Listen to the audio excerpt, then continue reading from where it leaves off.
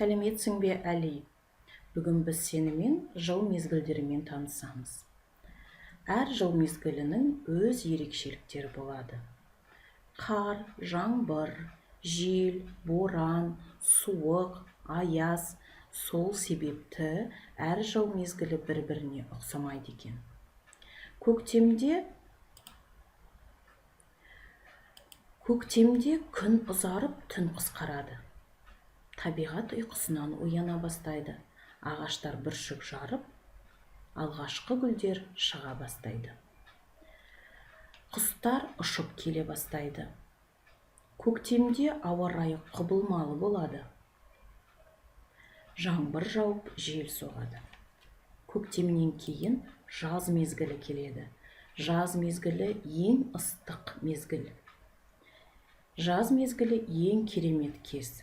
Табиғат аясында демалып, суға шомылатын кез. Жазда күн күркіреп, найзағай ойнап, жаңбыр жауады.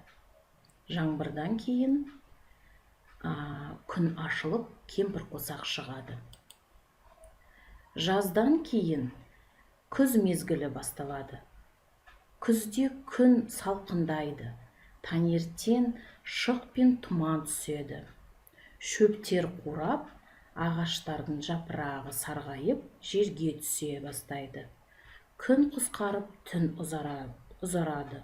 Құстар жылы жаққа ұша бастайды. Күзден кейін қыс мезгілі келеді. Қыс ең суық, ең аязды кез. Өзен, көлдер қатып, мұз болады. Жер бетіне ақұлпа қар түседі. Күн кеш шығады. Балалар қардан аққала жасайды. Мұз үстінде коньки тебеді. Сырғанақ тебеді. Қыс басталғанда адамдар жылы киімдерін киеді. Кейбір аңдар қысқы ұйқыға кетіп, күн жылынған кезде оянады екен. Ал енді Әли, мен саған жылдың 4 мезгілі туралы айтып бердім.